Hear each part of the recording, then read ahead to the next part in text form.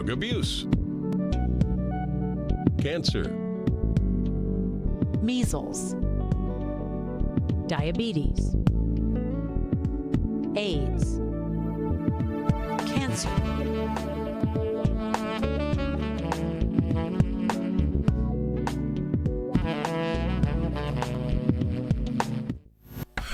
Good evening once again, and welcome to our live Doctrine Call program. It is a pleasure as always.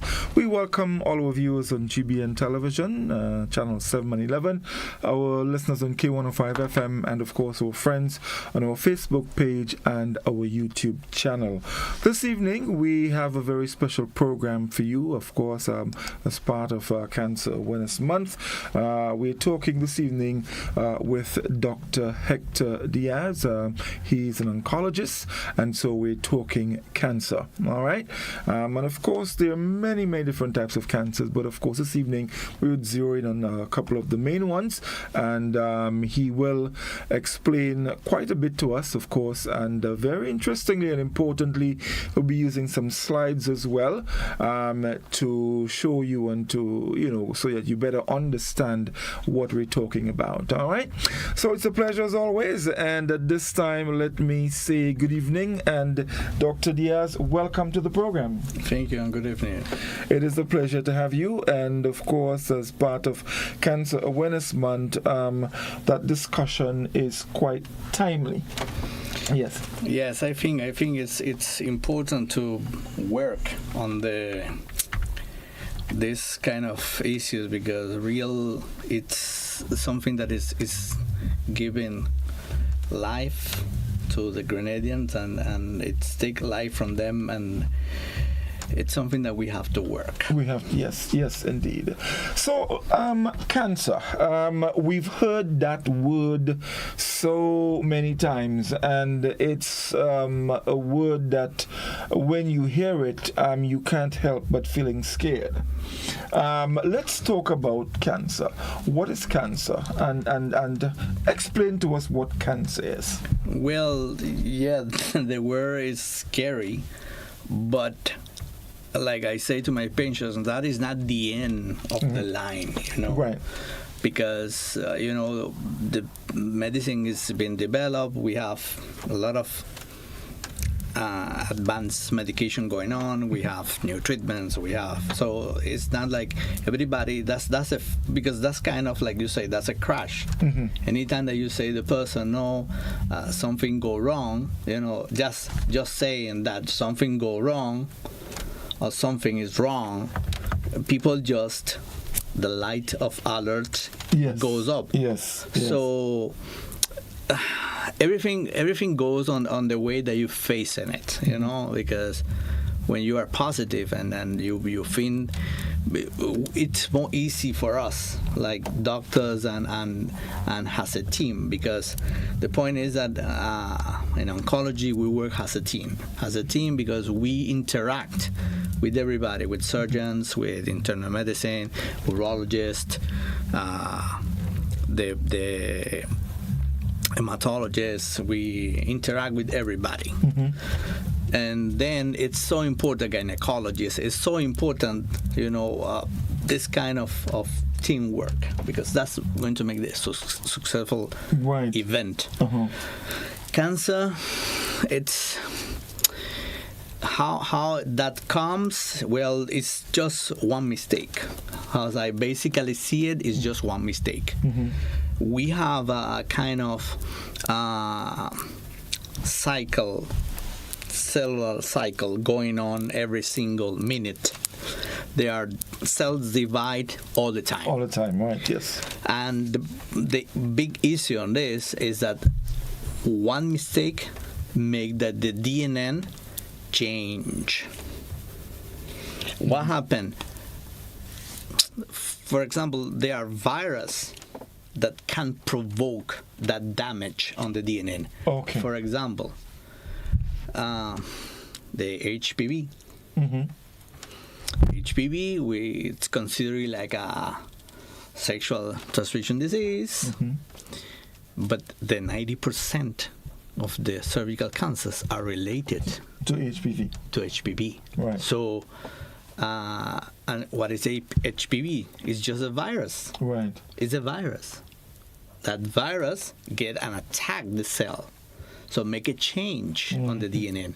So the point is that after they made the change, if your body, if your immunity, because everything is one, is all in one.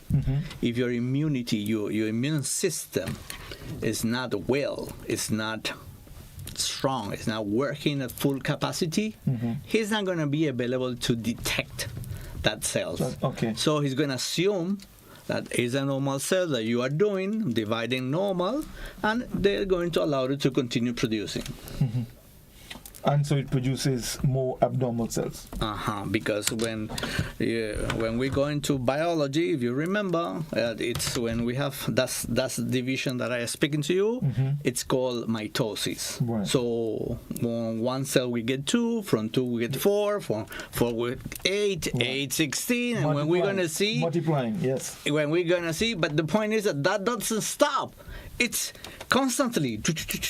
So one of the things on this is that if we have a healthy immune system, we know we are the percentage of the cancer cells that we're going to have is almost none. Because anytime that he get a cell that he recognizes that it not belongs to your body, he's going to get rid of it. Okay. Get rid of it. So that's one of the real points. That's is when we're going on the concept of cancer. That's the real thing. It's just a cell who change, and the body did not recognize that is not himself, and just allowed it to continue being producing. Okay, so you mentioned earlier about DNA. Right. Just quickly, what is DNA? Well, the DNA is a structure where there are the genes, and everybody speak about the genes and the genome. Well, the genome composes the DNA. So what happened? There are normally 2 chains, and there are bridges on the middle. But those bridges are built with proteins. So what happened? Anytime that a virus goes there, just break the bridge. So the sequence that should be like stick it together, it's gonna move. So it's not the same cell. It changes because like when the sequence of the genome move, it's building another thing. It's not the cell that it's supposed to build. And that is the issue. That is the real issue. Right. So when that happens, everything goes wrong, and then problems arise. Right. So when that happens, someone is considered to have cancer. We say that person has cancer. Yes. Right. Now, how does that? So it starts with one DNA, and there's some abnormality and all of that. But how does that now spread to other parts of the body? How does cancer spread to other parts of the body?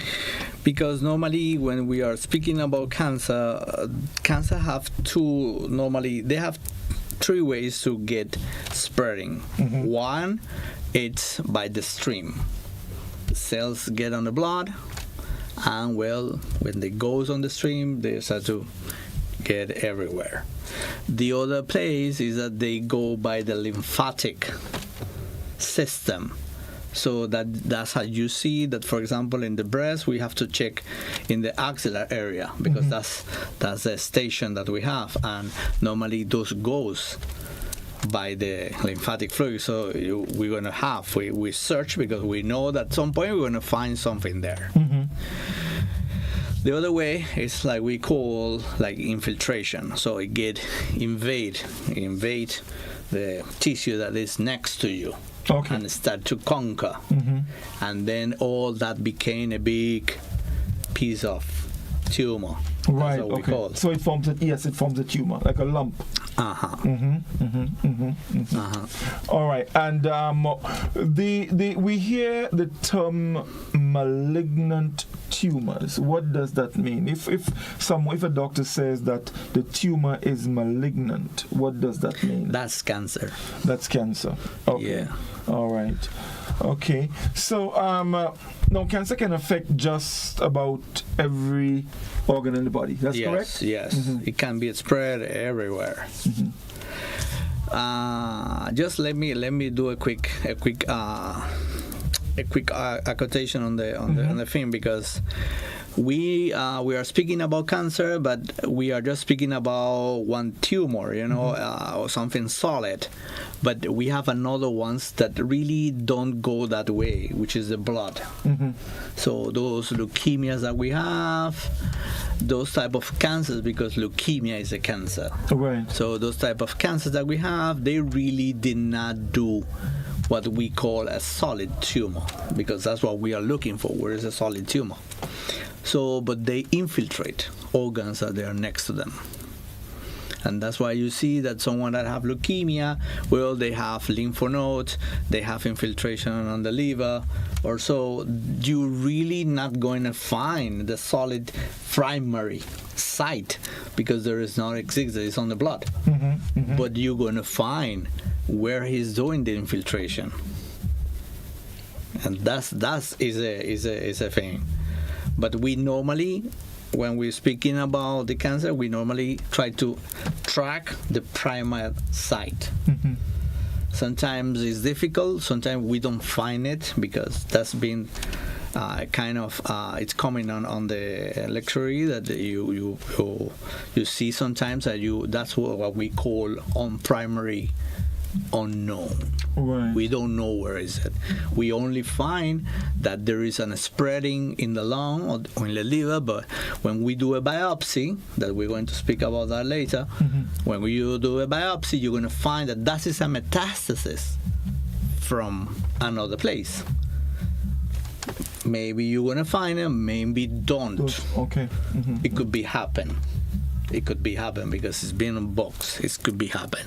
But normally we try to do all effort for get everything settled in place. Right. A question.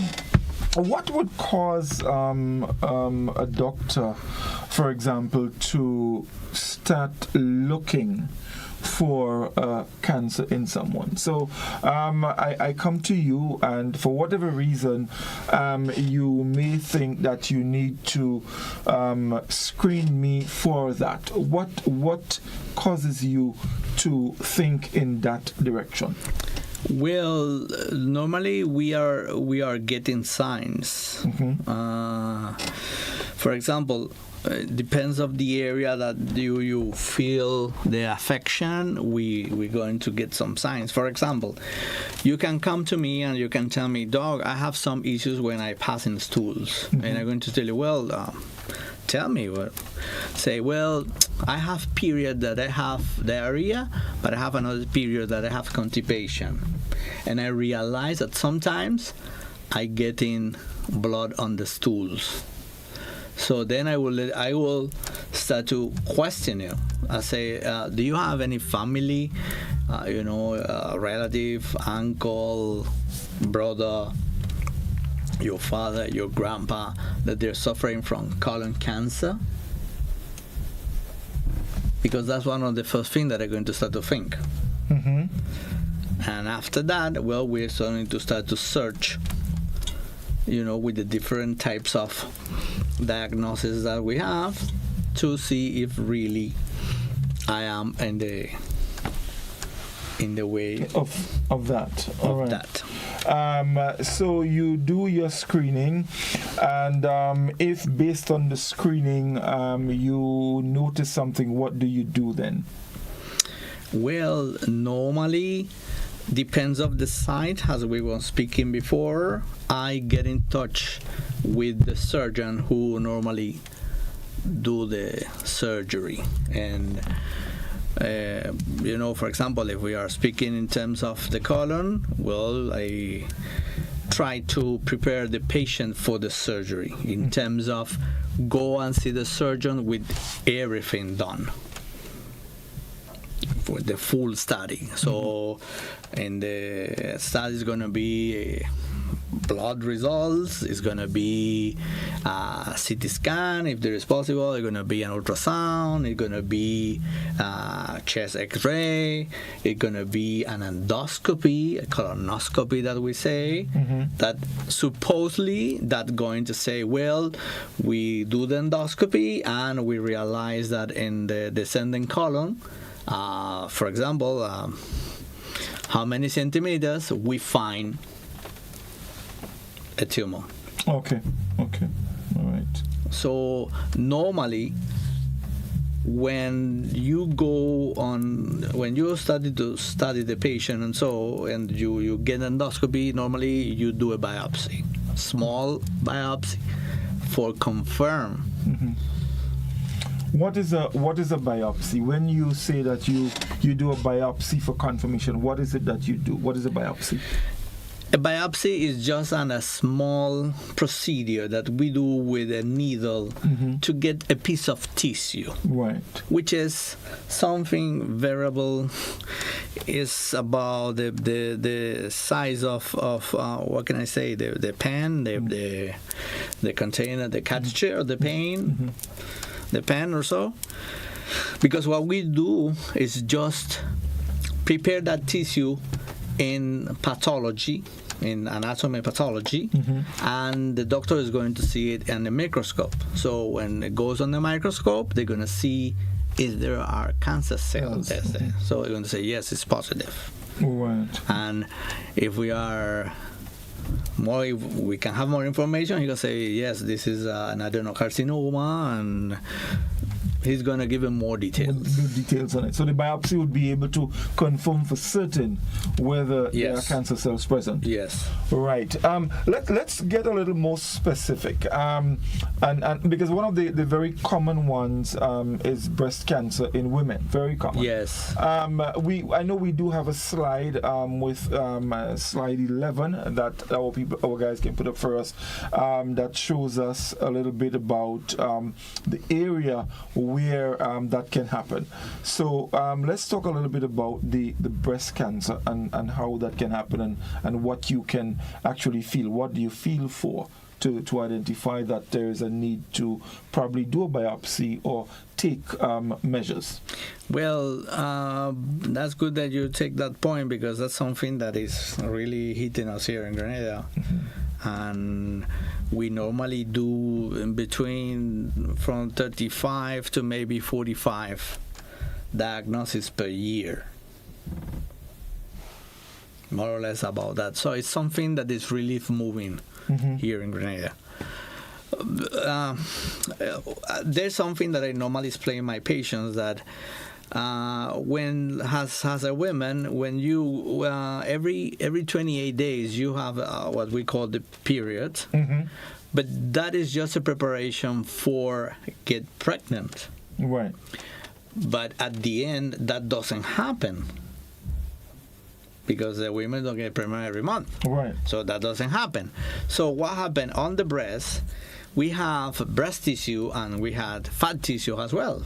So in that process, part of that tissue starts to get converted on glandular breast tissue for feeding the baby who did not come.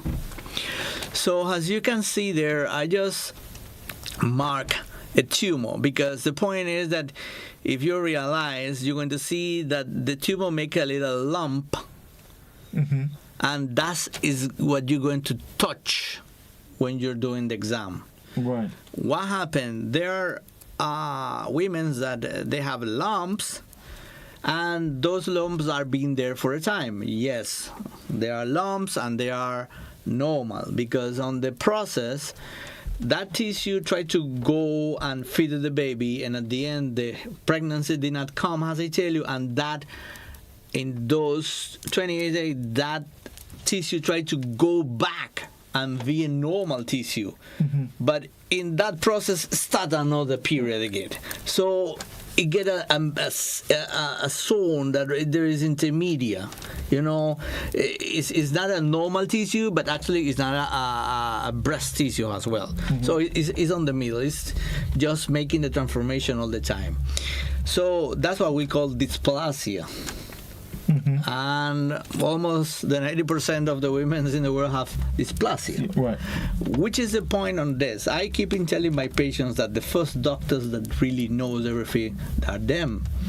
Because it's something so easy to do a breast exam every day or every week when they're having a shower or something, like they are quiet with a little cream over the breast, and they just touch the breast. And there are ways to touch the breast for touch all the area, and you're going to find nodules, but you're going to realize when there is something new. Say, this nodule was not here before, so this is something new. I have to go to see the doctor. Because that's at the end, that is my message here. The prevention is the main of everything. In all the process of the cancer, time is everything. Right. There is time for make a diagnosis. There is time for make a decision, because sometimes people start to think and think and think. I've been having that with old ladies, that they, old ladies are different, but I have patients that have 40-something years, and I have patients that have 30-something years. So those girls goes on the time of Facebook, WhatsApp, we have, internet, we have newspapers, we have. So you have the information there, but you are not taking care of you. Because you're just using your phone for watch Facebook and see what is the new thing that is coming now. Right. But no one goes on Google and said, let me see which is the signs of the, and Google it. Google it. But the other thing that we have is that sometimes those women do not communicate. They don't talk. So if you don't talk, how are we going to help you? How are we going to be available? We don't live with you. Right. We don't live with you. The only way that we can help you is that someone tell us something, and we going to you, or you going to see me. There is no other way. And that's part of everything here. That's why I get so nice when you call me, doctor, we want to speak about, okay, I will go. Because I think this is important here. The prevention is so important, and it's going to help you that much. Because even if you cannot imagine, I've been seeing patients, can you imagine, 30-something years old with the big mass. While you was waiting, you see that something was growing. So it's important 1 month, to do the 2 months, and then you what you was waiting for? A healing? And that thing just wasn't growing. Sometimes, there are people who have little fears of different things. So you probably hear about mammograms and so where the breast is placed on something and all of that. And maybe our guys can put up the slide with the screening. Tell us about the mammogram and what is done. Well, we normally, in that type of aspect, when we're going to study a breast cancer, we use the ultrasound and we use the mammogram. But there are ages that when we use more one thing and we use more another. So, for example, when we have a patient that have 45 years old, between 45 and 50, I start to do mammograms. Okay. And that's the first thing that I'm going to send. And after that, I'm going to send an ultrasound. But they are younger than that, I will use more an ultrasound because that breast is changing all the time, And normally they take in pills for the contraception, So there are a lot of things going on, hormonal changes going on there. So ultrasound is going to tell me really. And actually, what happened with ultrasound is equipment that is a simple exam. It don't hurt. It's not invasive. it's not aggressive, and people goes more. What we say in terms of the mammogram is basically an X-ray. All right. Instead to do in the chest, you do in the breast. In the breast, okay. Like that, the patients that they have more than 45s and so, the density change and everything. So like the density change on the mammogram is more easy for the doctor to determine the places that it could be the lesion. And then he going to mark for us in the mammogram where is the lesion. I see a lesion here. Right. So when you get that, you say, well, what is the next step? Biopsy. Okay. So where we going? We're going on ultrasound. We place the ultrasound, the place that the doctor tell me that there is the lump that he saw, and with a fine needle biopsy, we take a piece of tissue from there. Okay, lovely indeed. So let's move on now. But before we move away from the breast cancer, let's talk a little bit about the treatment. Well, oncology have different treatments. Basically, we do surgery, we do chemotherapy, and we do radiotherapy. Unfortunately, we don't have radiotherapy in Grenada. We have Trinidad, Barbados, or Jamaica, US, but unfortunately we don't have.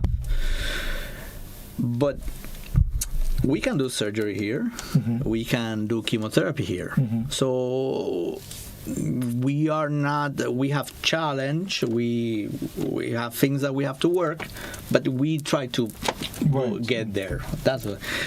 So the good point on this is that the medicine is so advanced, and the pharmacology is so advanced as well, that oncology is one of the topics that it's being more explore, more search. So that we have a lot of clinical trials going on. So clinical trials that you try new medication, new combination of drugs, so that give us another chance, because that's one of the things that we are looking for, because we have well defined the treatments that we have in chemotherapy. For example, we have, but there is a point that you get there and you say, well, what am I going to do next? Because I don't have another spot, I don't have another thing. So what happened when we back to another pathology? When you have the paraffin block, when the piece of tissue is there, you can do another test who call immunohistochemistry. That immunohistochemistry going to tell us is, for example, that tumor, that breast tumor that we have, we can using trastuzumab or Herceptin with him. So that's going to be another weapon that we can use. Right. And it's not chemotherapy. Right. So it's immunotherapy, which is another weapon that we have. And we're using that here in Grenada. I be using it with my patients that. So we have challenge, but we want to move forward. Yes. Searching for options and try to make it the best that we can. So, all the time we have tumor markers, which is made in on blood. So now, for example, if I want to know if for any reason you have what we call a cancer inside of you and we are not realize that, I can make a tumor marker. So I will send into the lab and they pull a blood from you, and it's going to tell me if that tumor marker is going to tell me if there is a normal rank. I say, well, you don't have any cancer now, but if there is high, I'm going to tell you you have something. We don't know where is it. We have to find it, but we are sure that there is something there inside of you. Okay. And that's another advance that we have. We don't have that before. So we are working. So we making progress. We get step by step, but we're going. Right. Fantastic. Let's take a short break, and when we come back, I want us to talk a little bit about the other very common cancer, this time in men, prostate. So we take a short break, folks, and we'll be right back. Stay with us.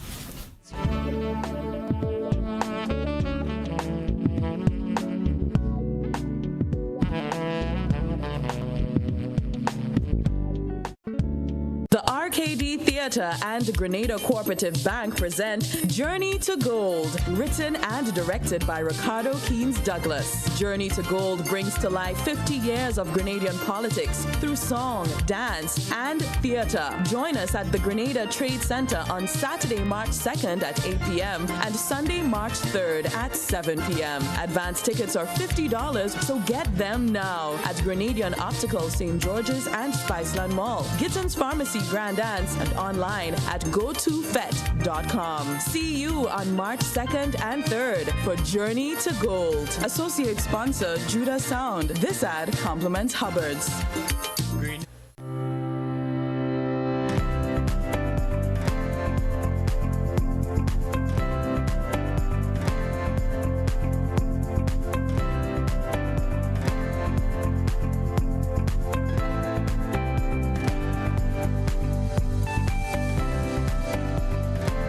Planning and Development Authority of Grenada, PDA, is enforcing regulations to curb illegal, disorderly, and unauthorized development in several locations throughout the state of Grenada. The authority is concerned that structures mainly associated with vending are negatively impacting the environment, has undesirable public health and sanitation consequences, present obstructions to vehicle and pedestrian traffic, can become projectiles during adverse weather conditions, and generally affect the aesthetics of the nation. The PDA will work along with stakeholder ministries and institutions to effect the demolition, removal, and disposal of structures which fall in the category of illegal and disorderly development, commencing January 2024. In this regard, persons who vend in or occupy such illegal structures are advised to secure their personal belongings and have the structures removed ahead of the planned PDA demolition operations. These actions of the PDA have become necessary to safeguard and protect public health and the environment, ensure the safety and well-being of all citizens and visitors, discourage any future disorderly construction, and encourage compliance to regulations pertaining to physical development in the state of Grenada. This is a message from the Planning and Development Authority of Grenada. Have you heard about the new Softweave bathroom tissue with total hygiene? As hygiene and safety have taken center stage, our bathroom tissue is now manufactured with 3 different technologies to offer the best protection for you and your family. UVC light technology for a safe and effective disinfection process, eliminating 99.9% of microorganisms. Also, production at high temperatures, killing all types of germs and bacteria. And it's pH controlled with delicate fibers to prevent irritation for even sensitive skin. Softweave Total Hygiene Bathroom Tissue, available in supermarkets and shops island-wide. Visit Softweave Caribbean Facebook or Instagram pages for more information.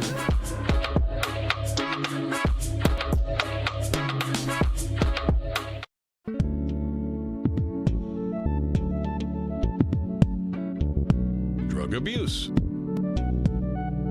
cancer, measles, diabetes,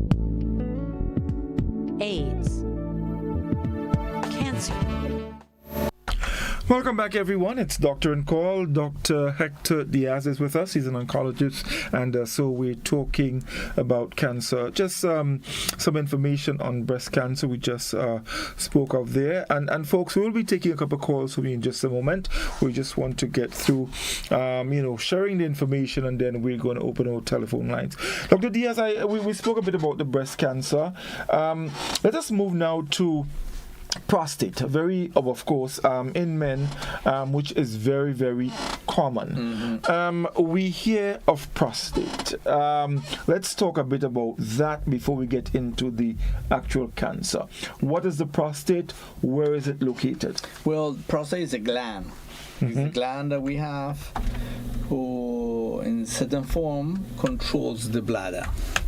It's below the bladder, and that makes that the way that we have for do the exam is doing a rectal. That's why the man do not understand why we have to do this. Well, you have to do this because, as you see, that you're going to show later, where is the prostate? The prostate is below the bladder and is just almost attached to the wall of the rectum. Right. Maybe let me just ask our guys and our technician to put up slide number 16 for us. If you can put up slide number 16 for us, just to show the location, and of course it makes. There we go.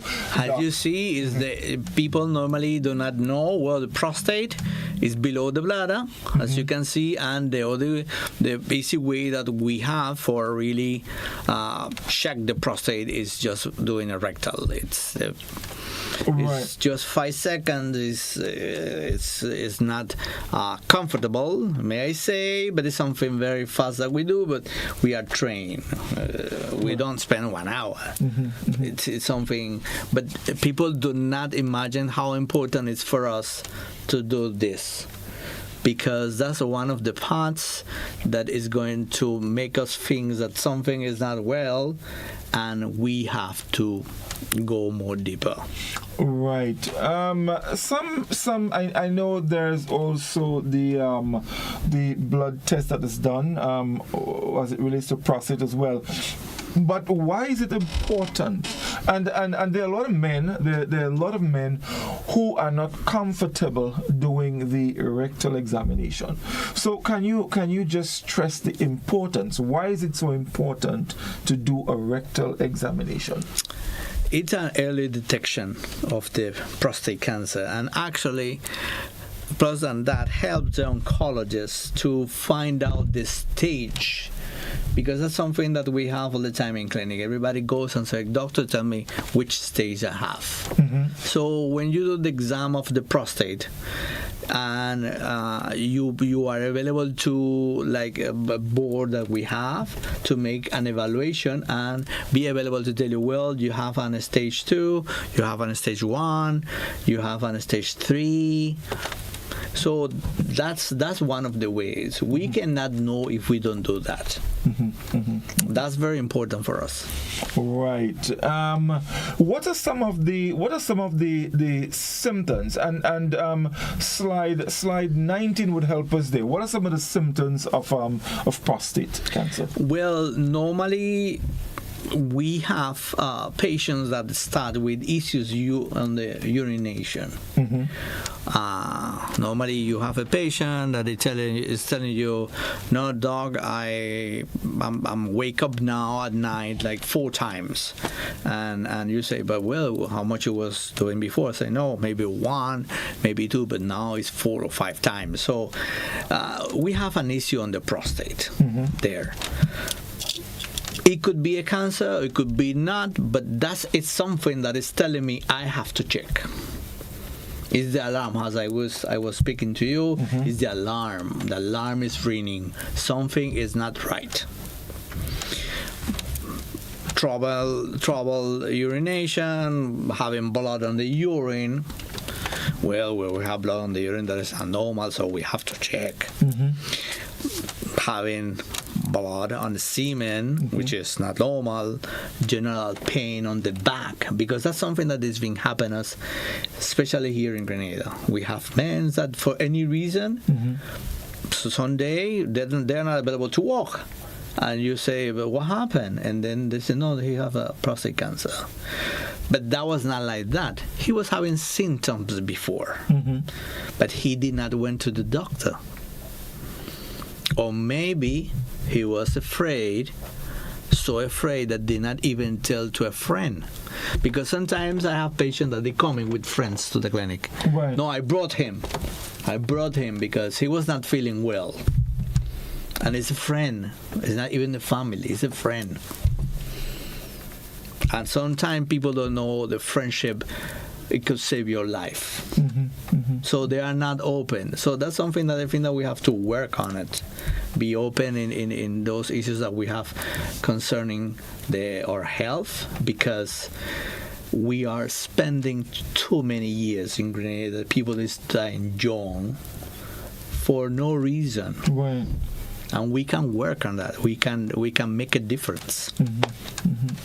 There's also what is called the PSA test, the prostate-specific antigen. Can you tell us a little bit about that, of course, and compare that with the rectal examination, because they both test for prostate. Yeah. There is that's a complement that we have. In between that and the PSA, we have all the elements that we need for really say, well, we are in front of, because the form and the consistency of the prostate change when you have a prostate cancer. So I just doing like the rectal, I say, this is something here is not okay. So then when you tell the patient you do a PSA, and PSA comes in 45, in 75, in 80, in even 5,000. There's a problem. Well, we have to make a biopsy now. Which is the second part that we're going to speak about. Right. So before we get to the biopsy, let us go to slide 21, because I think that one is very, very important to have a look at and to explain. I think it gives us a good idea as to when the rectal examination is done, what the doctor actually looks for. So there we go. We can speak a little bit about that. Yeah, as you can see, there is that's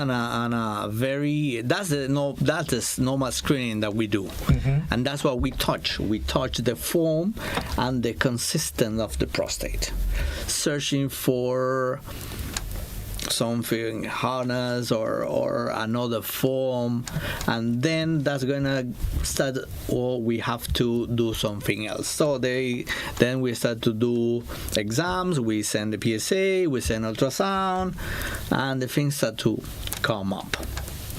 But that is as you was asking me about, something like the people really be able to understand it. I think that was the best slides that I could find that really give you the right information. Yeah, and maybe slide 22 gives us a better angle, and that's a patient lying on the back. That's right. One of the ways that we have to do the examination, because sometimes you can do it bending over, sometimes the patient can lie down and do the examination. And you see, basically what we are looking for is to touch really the prostate and feeling it. Right. So you do the examinations, maybe both the PSA and the rectal, and you feel something abnormal. You're seeing something that, as a doctor, as an oncologist, that you're not comfortable with. So it is now time to do a biopsy, or is that the next step? Because we have to confirm that the results that we have is that. What happened, we normally, when we are doing that type of examination, we are doing the medical family history, and then we start to ask, listen, your grandpa, you have any uncle, you have a brother, older brother or young brother that they have issues with the prostate. That's what we are looking for all the time. The PSA have values. Normally PSA is from 0 to 4. So when it depends of the book, so we say, well, if the PSA is going on 7, 8, well, that could be a prostatitis, and so, which is happening. But normally you have to start to search when you get there. Sometimes we've been seeing that patients that they have strong family history, even if we do a PSA and it's 4, 5 something, we decide to do the biopsy because grandpa have, father have, Right. So there's a strong history on the family. So we say, well, for the 365, that's going to make a biopsy. Let's just do it. Okay, wonderful. Let me just ask, before we go to the actual biopsy and show our viewers how it's actually done, is there a difference, or what is the difference between prostate cancer and an enlarged prostate? Well, the enlarged prostate is a benign disease. It's a benign disease. Okay. Yeah, it's a benign disease. So we can treat the hyperplasia of the prostate, HPV, what we call. We can treat it, and that patient is going to do very well. Sometimes there are a combination of both. So behind prostate hyperplasia, you're going to find a cancer. That could be happen. Okay. That is not something that is not, because the prostate gland have lobules, and then maybe you can find in one or another. When we do the biopsy, we try to get all the lobules of the gland, get examples of all the areas of the prostate. Okay, wonderful. Let's go to slide 25, and then we'll talk about what actually happens when a biopsy is done. So we have it up on the screen. Doc, can you just explain this process here? Well, that's what you've been seeing there is, as you can see, is a biopsy of the prostate.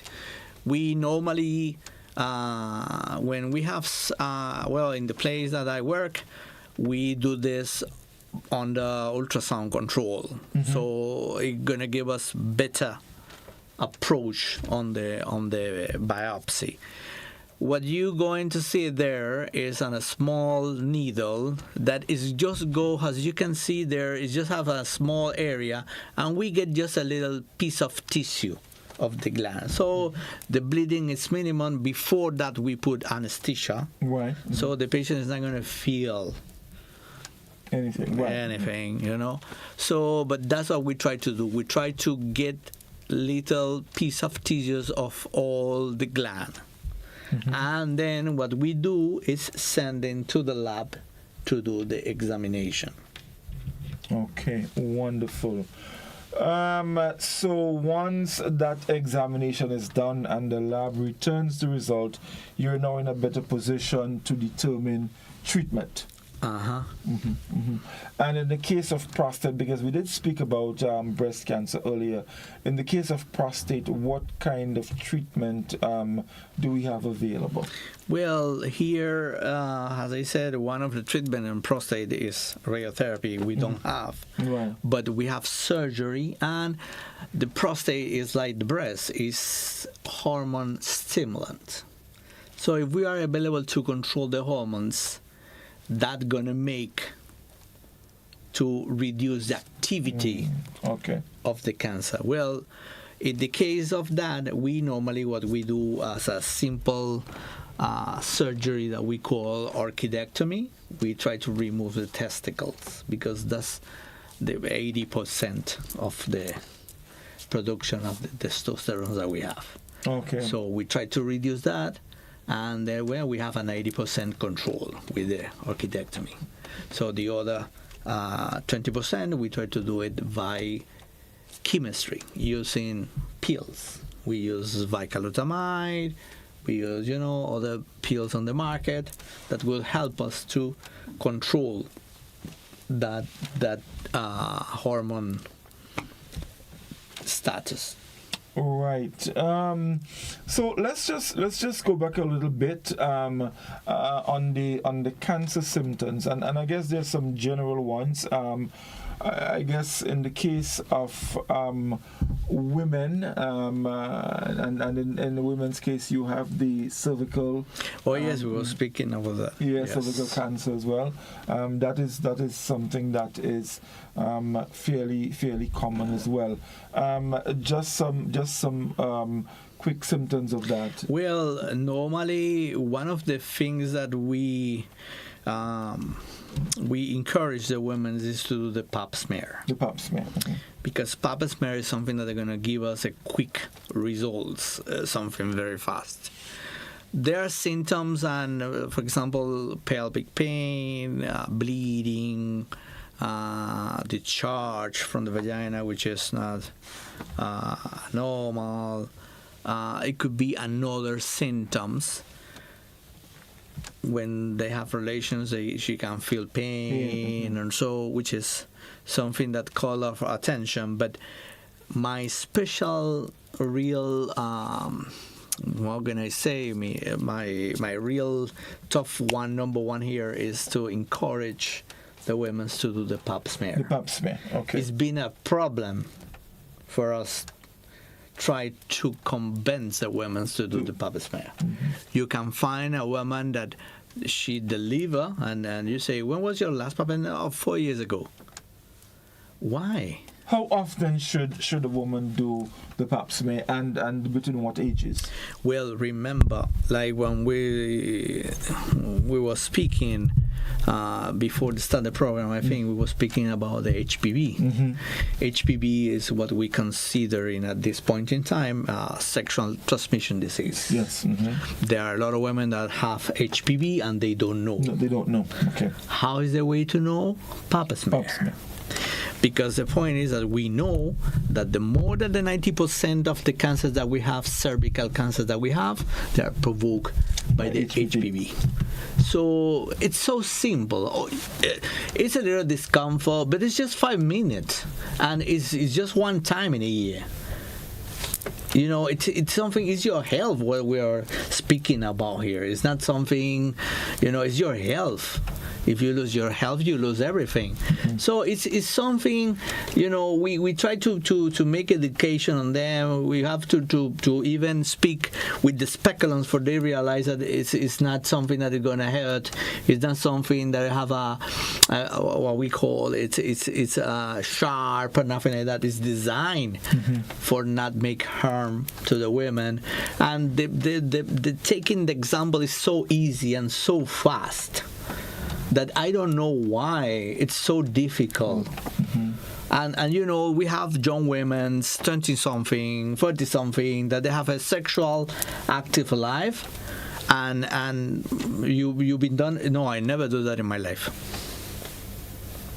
And that's why we were speaking when we started the program. We have internet. We are in 2000. Come on, this is not the time of our grannies. Well, definitely. We have internet. Everybody have Facebook. We know all the news are going on. And then it's something that it's really concerning. We have to work more with that. That's at the end. Any patient that we get sick is a battle that we lost, because at the end what we need to try to do is do the prevention on the people, for the people to not get sick. Right. So as it relates to some prevention measures, what are some of the screening tests that are required? And slide 29 can help us with that as well. So basically, and we're talking general here. Well, yes. I make that type of list, if may I say, because I think that it's something that the people should know about what they will need, or have a knowledge to see what they really will need if something come up. For example, if there is a woman, we are fighting for the pap smear, and that's something that we were going to be fighting all the time, because that is a quick. For example, if we do a pap smear and the cytologist comes with the results that person have an infection, HPV, I have to keep my eyes on that lady, because I know that maybe in 6 months or maybe in 1 year I'm gonna have a cancer. Come back, yes. I'm gonna have a cancer. Okay. So I need to have the guy next to me. and said, listen, we have to look at this woman. This woman could be due a cancer in 6 months, 8 months, or 1 year. And that's why I come in and I keep in telling you, it's so easy. Spend 5 minutes in your life uncomfortable than not the rest of your life. Mm-hmm. Right. So, Doc, risk factors. What are some of the things we should stay away from? And maybe slide 30, if we can go to slide 30, that would help us a bit as well, as Doc explained. So there are risk factors as it relates to cancer. Let's talk about it. Well, risk factors, one of the more things that we have common here in Grenada is the alcohol intake, which is related with all the area that we call head and neck cancers. We're speaking about mouth, throat, gums, all that. All of these things. All these things. So the chin, everything. So we realized that by clinical trials that there is a direct relation in between tobacco and alcohol and those type of cancers. So alcohol and tobacco. Right. There are a very direct relation with that. But that's the point. We keep in speaking with people. We deliver the message. Listen, avoid this. This is not good. But as you realize, sometimes it's difficult because the habit sometimes conquer the soul of the man. So they sometimes cannot stop and they need help. But the point is that they need to know and they have to make sure that they need help and ask for it. Because the point is that if they don't do that, it's difficult to convince it, to try to avoid it or eliminate. It's not something that is going to do in one day. It's something that takes time and effort. But if you want, you can do it. Right. Now, Doc, one of the risk factors there is intense sunlight. Now, Yes. We're living in the age of rapid climate change, Yes. where we have extreme heat and all of that. Let's just talk a little bit about that. Intense sunlight as a cancer risk factor. Well, we normally, the point is that the skin is get more affected because we back again to the DNA. Right. We are getting the radiation direct. So the exposure is direct. So that DNA, that cell is being heating for the radiation of the sun. So at certain point, it's going to make a change. It's going to make a damage. It's going to make a change. What we try to say the patients normally, or what we try to say the normal population, try to avoid the hours or more exposition that we have. I say between 11 a.m. and 4 p.m. Those hours are critical because that is when the intensity and the relation in the rotation of the air, the sun is hitting us directly. So that's why my point on this. Try to avoid that times. It's not saying that you don't step out from your house, but please get an umbrella, get a hat, cover yourself. The proper clothing, yes. Yeah, try to wear long sleeve. Because all that is going to help you. You think, why are you going to do that? It's a lot of, the heat is very intense. Yeah, but remember, this is your health we were talking about. Right. And it's just 5 minutes. It's not something that's going to kill you. Right. And of course, also some bacteria, viruses, hormones, certain hormones. Yes. Family history, we mentioned that. And poor diet, lack of physical activity, or being overweight. Very important. When we're speaking about the diet, it's because sometimes people do not know And that's a problem that we have in Grenada. Go 12 midday to any KFC on the island. It's going to be full. Yes, indeed. Okay? It's going to be full. And they don't realize, it's not the point that you don't eat KFC. I eat KFC, but in moderation. I eat KFC one time in 1 month, or one time, 2 times in per month, or so, 1 time per week. But you cannot have every single day KFC, and everything is fried, and everything is rapid food.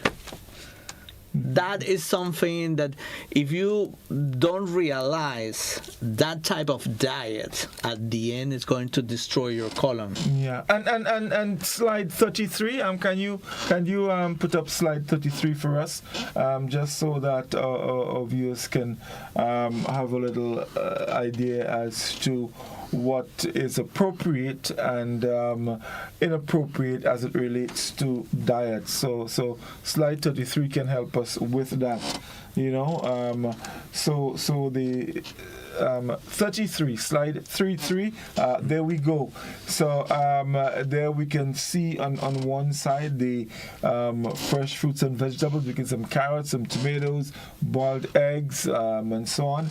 And on the other end we have the fast foods, which is not appropriate at all.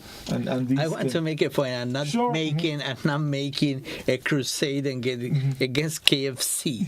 I'm just saying that we have to be able to combine our food, because we are full here of vegetables. We are full here of we have fruit everywhere.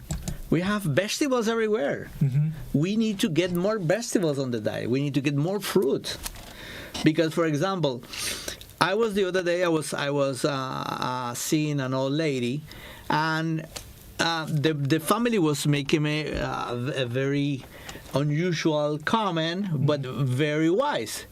They told me, "Doctor, she likes the banana smoothie, and anytime that we give him banana smoothie, she get more alert. She get more, I say, of course, because banana contains of potassium. Potassium, yes. So those elders that they did not eat very well, because they have 80, they're lie down, they are not feeling well, they don't eat very well, and they are losing potassium. But that potassium is needed for be alert. So anytime that you're going to give a smoothie of banana, she's going to feel better. It's a good thing. She's going to feel better, and she's going to be more alert, because she have the iron that she need. And that's the message that I want to give into the Grenadians. We need to get more fruit, because on the fruit we have a lot of irons, and so that we need for our normal behave. Indeed. So folks, we just want to share with you now, and with slide 34, some tips for healthy living and cancer prevention. Doc? Well, you see, if we go in there, we have, maintaining a healthy weight. Everything is about moderation. It's about control. If you see that you're going on your weight more than normal, don't change your clothes. The point is not to change your clothes, because if you change your clothes, you're going to feel comfortable, and you're going to continue eating. Change your diet. Change the diet. That's the point. That's why I like that. I like that. No, because I keep on telling my patients, I say, listen, it's not that I have to buy new clothes. I say, why? No, because this doesn't fit me. I say, change your diet. That's right. Change your diet. Doesn't fit you? Change your diet. It doesn't only save your health, but it saves your money as well. Of course. Of course. But at the end, you're getting health. Yeah, clothes are expensive. And you're getting health. Because everybody go to the easy side. What is the easy side? Change my clothes. I get another size. So you're going to continue eating more. And then you're going to change another bigger size. But that is not the issue. The issue is that if you have your own clothes, you have to say, wow, I have to go down, because this is not me. That's right. I'm not feeling well. I get tired when I walk the same distance that I used to run. I'm not even available to get my shoes on, because I start to get short of breath when I bend to put my shoes.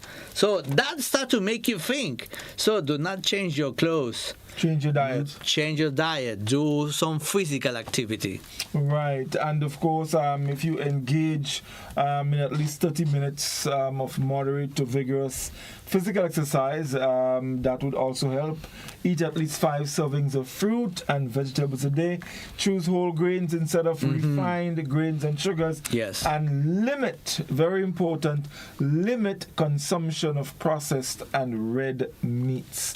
Many of us, we like our canned foods, like that's processed food. I keep in telling my patients, because like we do chemotherapy, I keep in telling my patients that the moderation is the most important thing here. So even if you don't think, I send my patients to eat red meat. But how I do the process, I said, everything is in moderation. You don't have to eat red meat every day. Right. So what I want you do, I want you get a pound of beef. So that pound, you're going to divide it in 4 pieces. That 4 pieces, which is going to be a quarter, is going to be 1 meal. So we have 7 days. Right. We have 14 meals, and not including breakfast. Right. So you have 10 meals for eat anything you want. I'm just asking for 4. I want that you combine, because you have special proteins that you're not going to find in the white meat. White meat, we say in fish, we say in chicken, we say some people like to eat rabbit. So the healthy food for me, it's, for example, beef, lamb, pork. It's something, but beef and lamb, that's something that I say to my patients all the time. I tell to my patients, I don't care how you eat it. Grounded, stew, boiled, soup. That's up to you, as you like. The only thing that I want is that you eat it. And it's just going to be, a quarter pound is going to be in between 80 and 100 grams. Right. Which is a normal serving in a restaurant. Small, yes. You know, I'm not asking for half red meat every single day, 3 times, in a day. Just moderate, just balance your diet. And that makes my patients go better, they feel better. Wonderful. And of course, folks, choose fish, poultry, or beans as an alternative to beef, pork, and lamb. Select lean cuts and smaller portions. Prepare meat by baking, broiling, or poaching rather than frying or barbecue. Avoid all forms of smoking.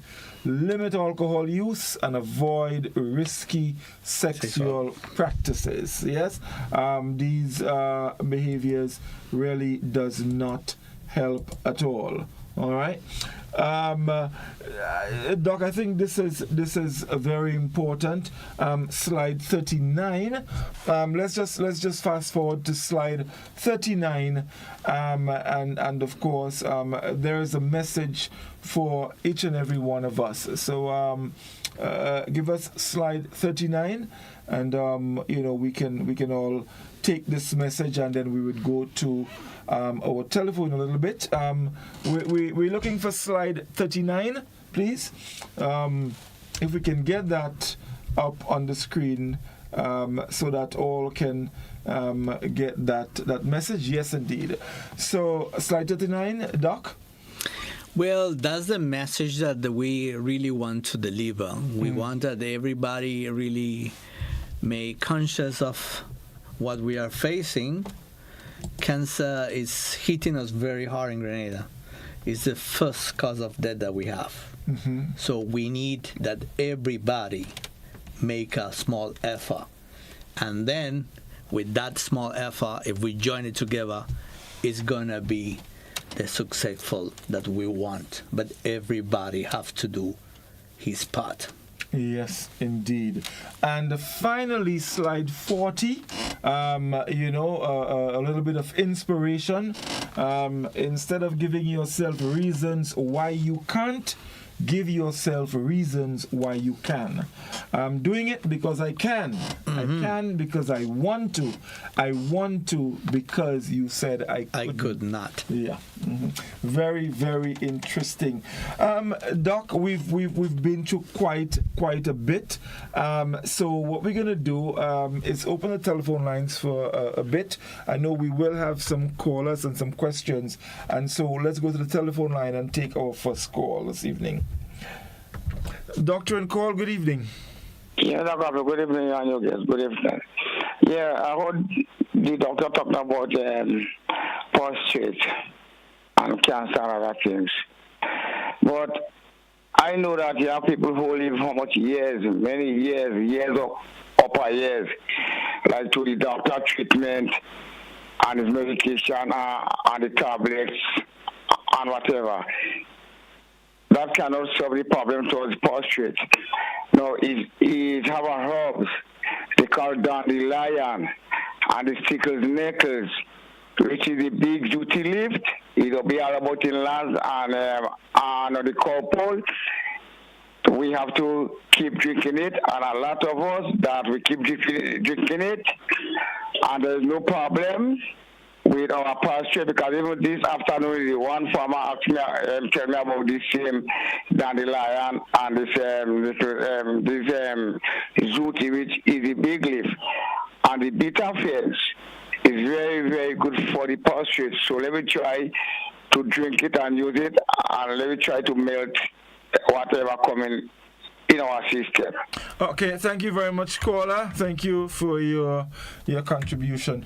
The number is 435-2041. If you have any questions that you would like to ask the doctor at this point, you can do so.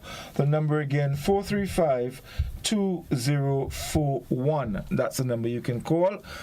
We have just a few minutes remaining for any calls that any questions you may have that you would like to ask.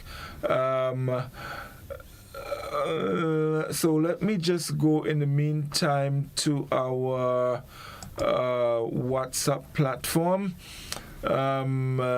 Someone is asking, Doc, good night, Godfrey and Doc.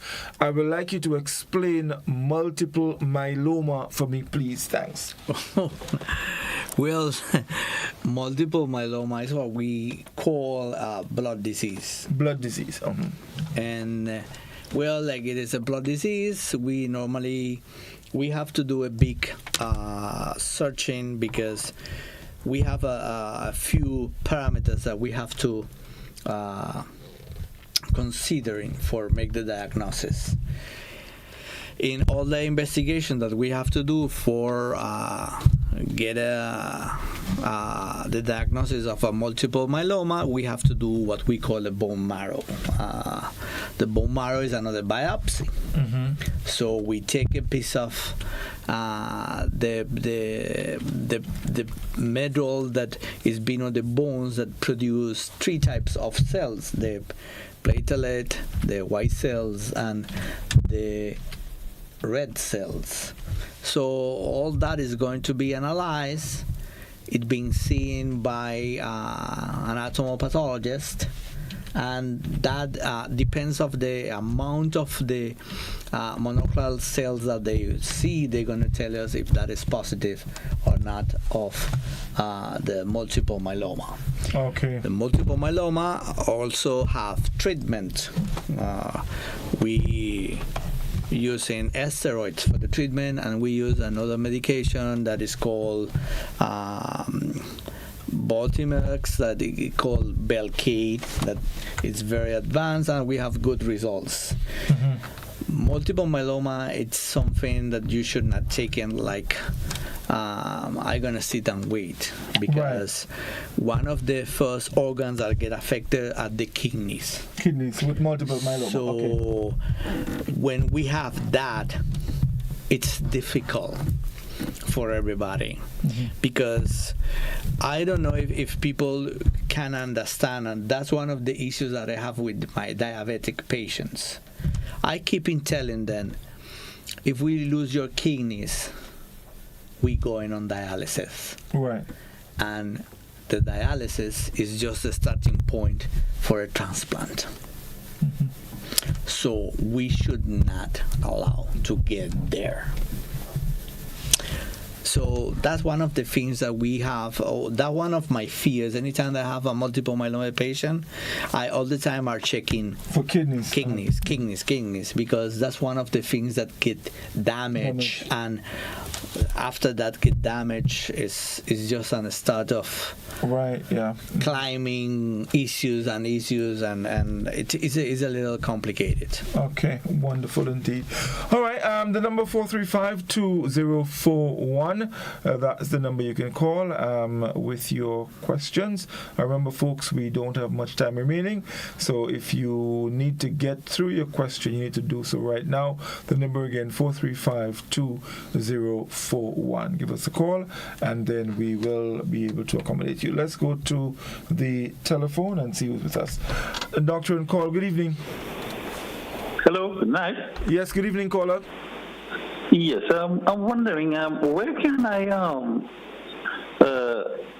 go to check the doctor that you have on the program tonight? I joined a bit late, and I don't know his contacts, or where can I see him? I'm thinking of doing a medical checking up. Okay, so Dr. Diaz, Dr. Yearwood's office, yes? Yes. So he's at Dr. Yearwood's office. That's in Grandance. Yes. That's at the back of that's Real Value. Yeah, behind Real Value there. So that's where he's located, at Dr. Yearwood's office. Behind Real Value? Yes. On that street at the back, yeah? Okay, well, that will do for now. Thank you very much. I will ask him for relevant questions when I see him. God's willing. Thank you, Cole. Have a good night, gentlemen. Yes, all the best. Bye-bye. Yes, thank you. All right, quickly, 435-2041. If we can get that in quickly before we wrap for this evening. Again, 435-2041. In the meantime, let's go back to the telephone. Doctor and call, good evening. Yes, good night, Joan. How are you? Very good. Right, let me get straight to it. The first caller had to call and make mention of a couple things, dandelion, the zuti, and the bitter fence. Could the doctor give any hint, any insight as to whether he's on the right track or not? I just want to get that clear, because sometimes we use things and we're not sure. So I don't know if the doctor could give some insight on what the first caller had mentioned. Thanks a lot. Thank you, caller.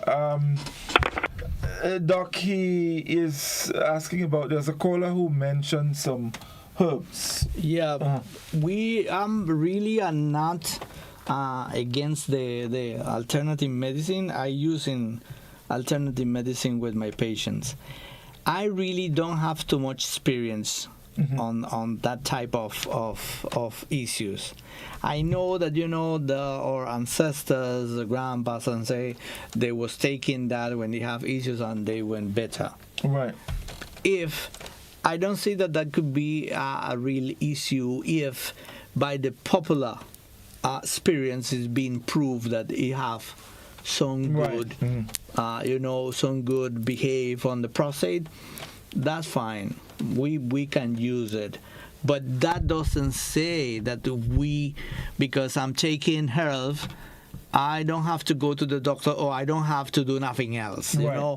That is something that is going to help, and that's the point. Because when we are working in a disease or in a cancer or wherever, we try to get at different angles to try to control it. Alternative medicine is another angle that we have. Right. For example, I use that for my patients. I send my patients to have soursop leaf tea. Right. So I said, taking 3 times per day. Why? Because that's an anti-tumoral. It's a natural anti-tumor. So you have it in your jar, in your backyard. And doc, research has shown that source of leaf. Yes. Right. Yes. But you have it in your backyard. You don't have to buy that nowhere. It's something that you have there. When you open your door, it's there. Just get some leaf, boil it, and have a tea. And you're going to make a change in you. Because at the end, that's going to help you, and that's going to improve your immune system. we have a lot of things here. I send my patients to take green tea. It's immune support, because I need that the immune system work fine, because be available to recognize the cells that it doesn't belong to you and send them to kill. Right. And it's going to be more available that you going to be available to stop any disease, a flu, anything, because your immune system is going to be powerful. Wonderful. And we have that in the backyard. The soursop is there. We don't have to, it's something that we have in the island. We're not using that things. Yeah, but of course, we need to know. So you just cannot rely on that. It's important to check with the doctor. Of course. Know your status, know where you are, know what is happening, and where we are, what we have to do. And that could be a help, right, but it's not the solution. Okay, wonderful. Well, Doc, that's all the time we have. It was indeed a pleasure chatting with you. On this whole issue of cancer, folks. I really hope that at least there was something that you can take away from the program this evening, and it's important to prevent these things from happening rather than finding a cure. So, Doc, any closing words you'd like to leave with our listeners and viewers? No, my really thing was what I was speaking to you. Prevention is everything. Mm-hmm. We should not stop to prevent things that we can control. Right. Because that's suffering. We have families suffering for something that we was available to cure. Yeah, we can control. Wonderful. So thank you very much indeed, Doc, and I'm looking forward to having you back again sometime. Yes, of course. So we could continue the conversation. I was very pleased to get here. Yes, indeed.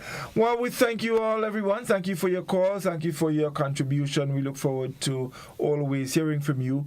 And of course, you can join us again next Tuesday for another episode of Doctor and Call. Thank you very much, and do have a good night. All the best.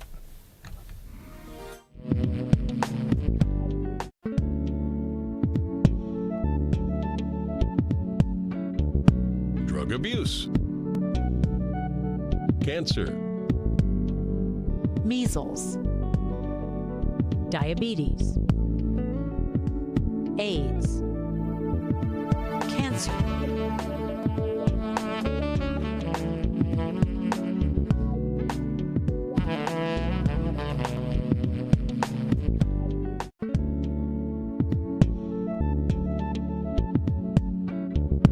drug abuse.